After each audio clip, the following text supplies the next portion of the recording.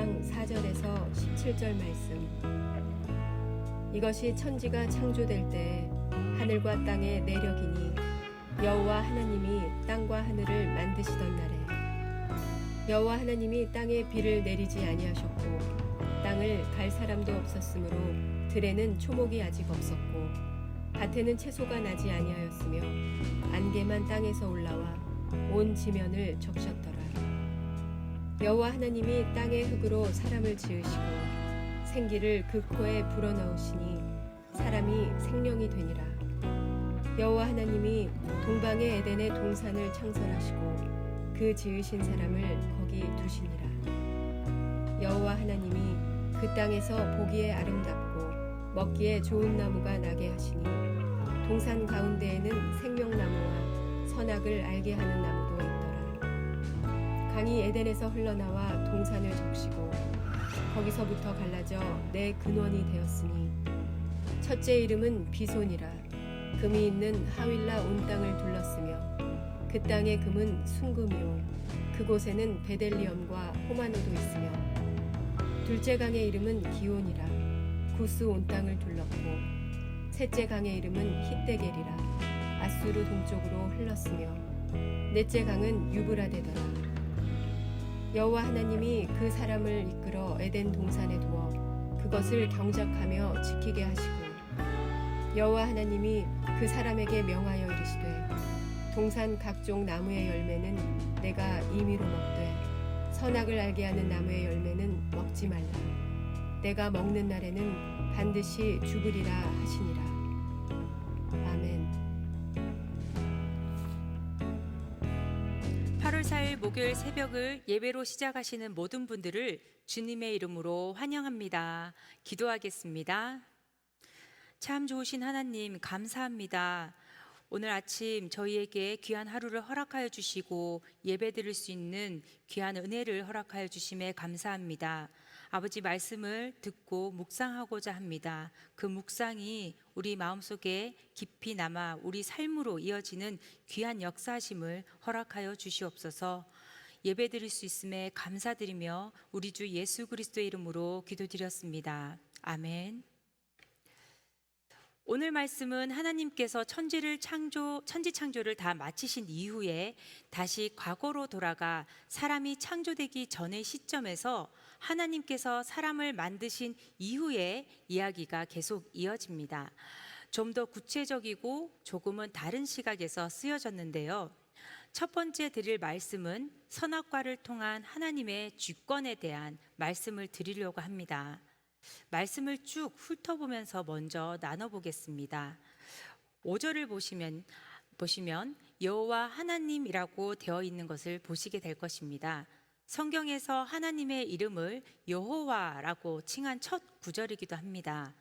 여호와의 뜻은 모세에게 하나님께서 나타나서 말씀하셨듯이 스스로 있는 자라는 뜻입니다. 누군가에 의하여 창조되지 않았고 스스로 모든 것을 창조하신 하나님께서 스스로의 뜻으로 이제 그분께서 만드신 땅 가운데 그분의 계획에 의해 무언가를 이루어 나가실 것임을 느낄 수 있는 구절입니다. 여호와 하나님께서는 5절에서 보시듯 땅에 비를 내리지도 않고 땅을 갈 사람이 없어서 들에 초목도 밭에 채소도 나지 않게 하셨습니다. 6절에서 보듯 안개만 땅에서 올라와 온 지면을 적시게 하셨습니다.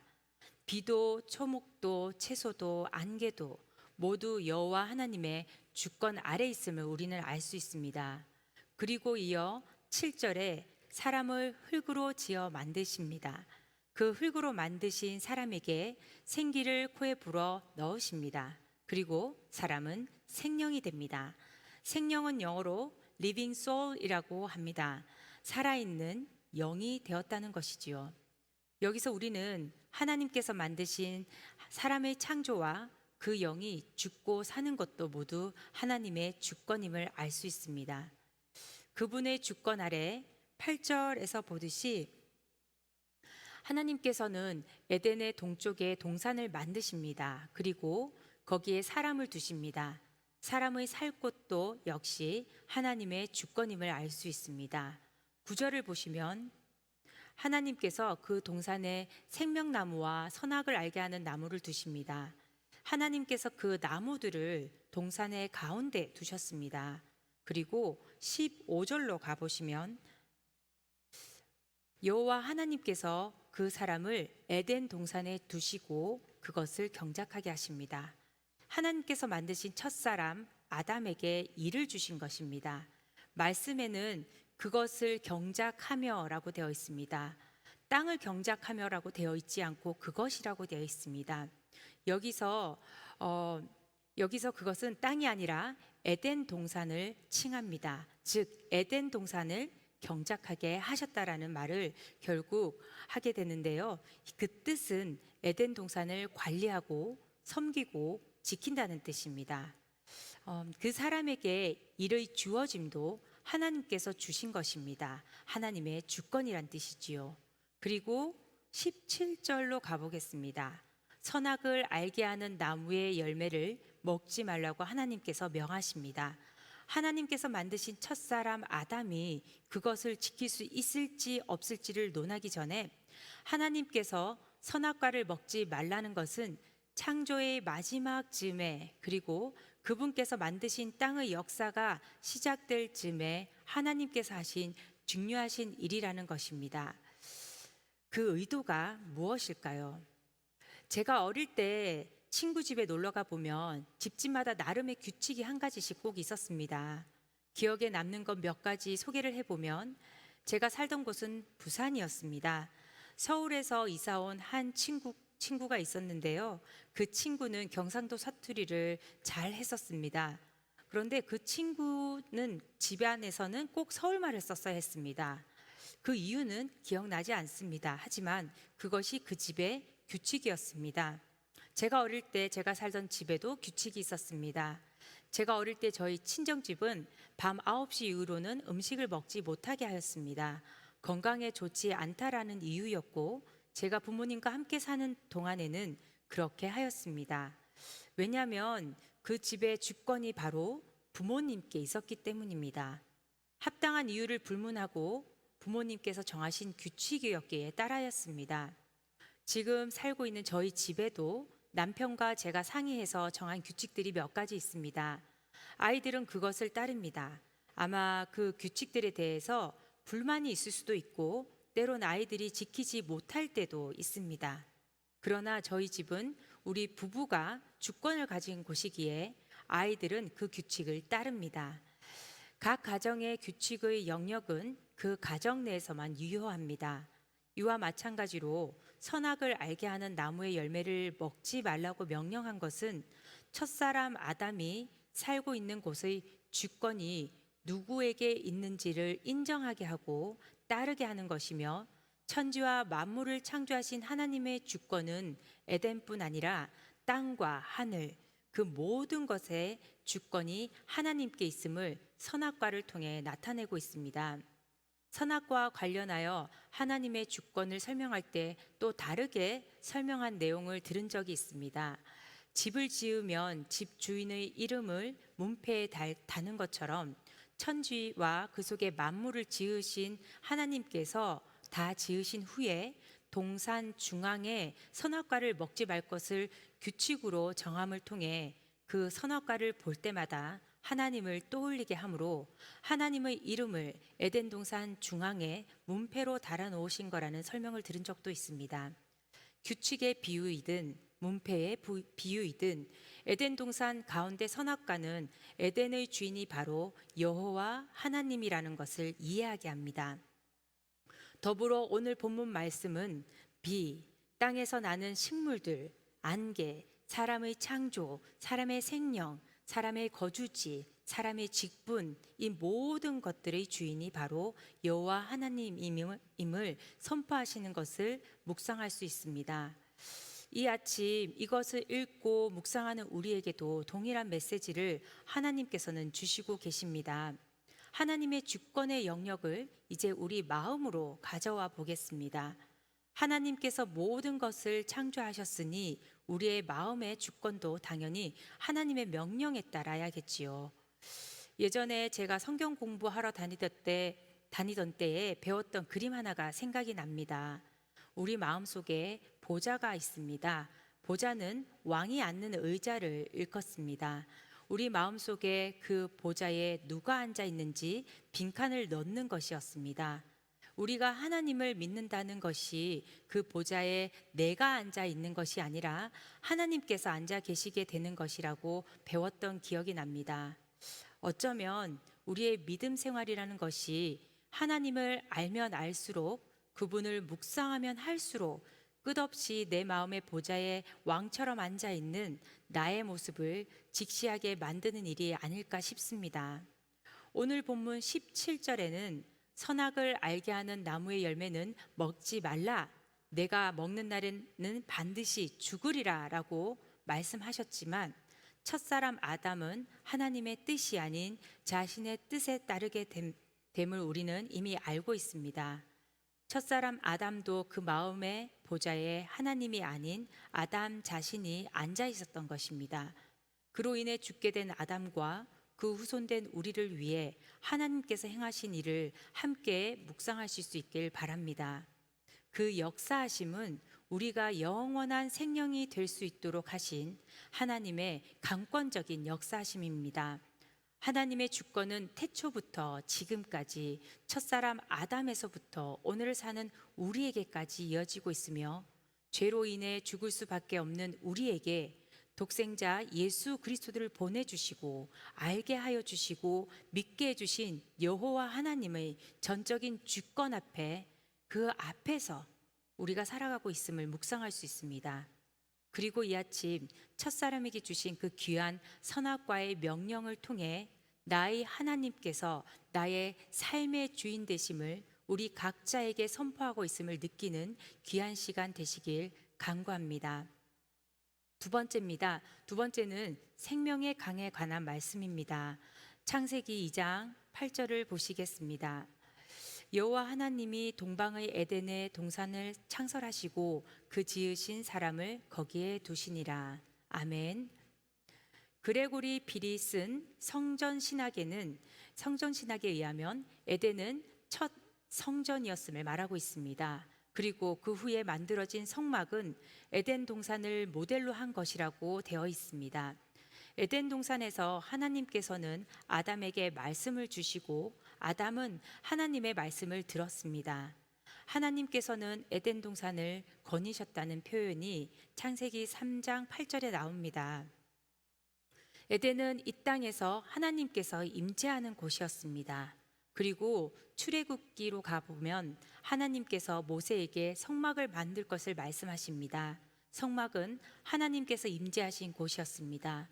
그 전에는 시내산 위에 모세가 하나님을 만나러 갔었지만 하나님께서는 더 낮은 땅으로 이스라엘 백성들이 광야에서 생활하던 그곳으로 찾아오셨습니다.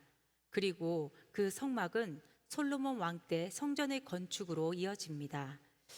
그곳의 지성소는 하나님께서 거하시는 장소였습니다.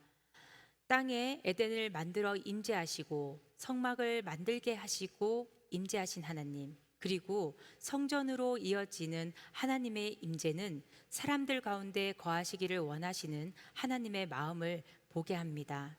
그 동일한 역사가 우리에게도 있음을 말씀으로 확인할 수 있습니다. 고린도전서 3장 16절입니다. 너희는 너희가 하나님의 성전인 것과 하나님의 성령이 너희 안에 계시는 것을 알지 못하느냐. 아멘.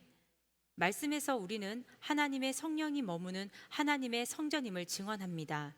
하나님께서는 에덴에서 아담과 함께 거하셨습니다. 구약 시대에는 아담의 죄성을 그대로 타고난 이스라엘 백성들과 함께 거하시기 위해 성막으로, 그리고 그 후에는 성전으로 하나님께서는 오셨습니다. 그리고 지금 성령 하나님께서 우리 안에 내주함으로 하나님께서는 우리와 함께 하시길 원하십니다. 우리가 성전이 될 수 있는 것은 참 큰 은혜입니다. 왜냐하면 구약시대 대제사장은 자신의 죄를 씻은 후 하나님께서 머물던 지성소로 들어가야만 했습니다. 죄를 씻기 위해 뿌렸던 그 피의 제사들을 통해서만 지성소 안으로 들어갈 수 있었습니다. 우리는 이 대제사장만이 들어가던 하나님의 임재의 장소가 이제 우리 몸이 되었습니다. 이것은 예수 그리스도의 피로 죄사함을 얻은 자에게 허락된 은혜인 것입니다. 우리가 성전임이 은혜이고 우리 안에 하나님께서 거하시는 것이 왜 중요한지 오늘 본문 말씀에 나와 있습니다. 창세기 2장 10절을 한번 보시겠습니다. 강이 에덴에서 흘러나와 동산을 적시고 거기서부터 갈라져 내 근원이 되었으니. 아멘. 방금 읽은 본문에서는 이 에덴에서 강이 흘러나왔다고 합니다. 강이 흘렀다는 것은 그 물의 양이 많다는 것을 의미합니다. 물과 관련된 성경의 말씀은 세례 혹은 복과 관련해서 생각해 볼 수 있습니다. 시편 1편 3편을 보겠습니다. 그는 시냇가에 심은 나무가 철을 따라 열매를 맺으며 그 잎사귀가 마르지 아니함 같으니 그가 하는 모든 일이 다 형통하리로다. 아멘. 에덴에서 흘러나온 강이 마른 땅을 가로지르며 땅에 물을 주며 나무가 철을 따라 열매를 맺으며 그 잎사귀가 마르지 않는 것처럼 우리 마음에 이미 하나님께서 허락하신 에덴, 즉 하나님께서 거하심으로 우리의 영과 몸이 철을 따라 열매를 맺고 잎사귀가 무성한 생명을 얻게 된 것입니다. 요한계시록 22장 1절에서 2절을 보시겠습니다. 또 그가 수정같이 맑은 생명수의 강을 내게 보이니 하나님과 및 어린 양의 보좌로부터 나와서 길 가운데로 흐르더라. 강 좌우에 생명나무가 있어 12가지 열매를 맺고 그 나무 잎사귀들은 만국을 치료하기 위하여 있더라. 아멘. 요한계시록에서는 그 생명수가 하나님과 및 어린 양의 보좌로부터 나온다고 합니다. 강 좌우에 생명나무가 있어 열매도 맺고 잎사귀들도 있더랍니다. 에덴에서 흘러나와 마른 땅을 적시는 그 물은 어린 양 대신 예수 그리스도로부터 생명을 살리기 위해 역사하시는 하나님의 역사하심입니다. 이 하나님의 임재의 상징인 에덴이, 성막이, 그리고 성전이 우리 안에 있음을 기억하실 수 있길 바랍니다. 우리의 영혼이 힘듦과 고통에 메말라가는 상황 가운데 우리가 구할 것은 우리 안에 우리와 함께 계시길 원하셔서 독생자 예수 그리스도까지 죽이면서 찾아오신 하나님과 우리를 살리기 위해 자신을 기꺼이 죽이신 예수 그리스도를 믿고 의지하는 것이 마른 땅에 지면을 적신 은혜의 강이 흐르는 것이고, 이 길이 우리가 살아갈 유일한 길임을 이 아침에 묵상하게 됩니다. 말씀을 정리하겠습니다. 이 세상 주권을 가지신 하나님께서 선악과를 통해 이 아침 우리에게 하나님의 주권을 선포하십니다. 우리에게 주신 환경, 시간, 그리고 생명이 되게 하심까지도 모두 하나님의 주권임을 잊지 마시길 바랍니다. 그리고 마른 땅에 물줄기가 흘러 생명의 땅이 되듯이 오직 어린 양 되신 예수 그리스도께서 우리를 살리시고 열매 맺게 하심을 묵상하시고 기억하심으로 우리의 삶의 하루와 모든 시간, 그리고 우리의 모든 걸음과 마음까지도 하나님을 의지하며 그분의 풍성하신 사랑 안에 거하시는 귀한 하루 되시기를 축원합니다. 기도하겠습니다. 하나님, 우리의 삶이 하나님의 주권 아래 있지 않은 것이 아무것도 없음을 고백합니다. 그 주권은 우리를 힘들게도 망하게도 하는 것이 아니라 오직 생명의 강이 흘러넘쳐 마른 땅을 적시고 죽어가던 땅이 생명의 땅이 되듯이 메마른 우리 심령 가운데 예수 그리스도를 알게 하여 주시고 우리를 통하여 살아갈 수 있는 희망을 주시는 그 은혜입니다. 하나님, 이 아침에 귀한 하나님의 음성을 듣고 죽어가던 영혼들이, 힘들어하던 우리의 마음들이, 그리고 앞뒤가 다 막혀서 어디로 가야 될지 모르는 우리 심령 가운데 생명의 강이 흘러넘치는 귀한 역사심이 있는 그런 아침 될 수 있도록, 그런 하루 될 수 있도록 인도하여 주시옵소서. 이 모든 말씀 우리 주 예수 그리스도의 이름으로 기도드렸습니다. 아멘. 자, 오늘도 함께 외쳐보겠습니다. 하나님께서는 살아계십니다.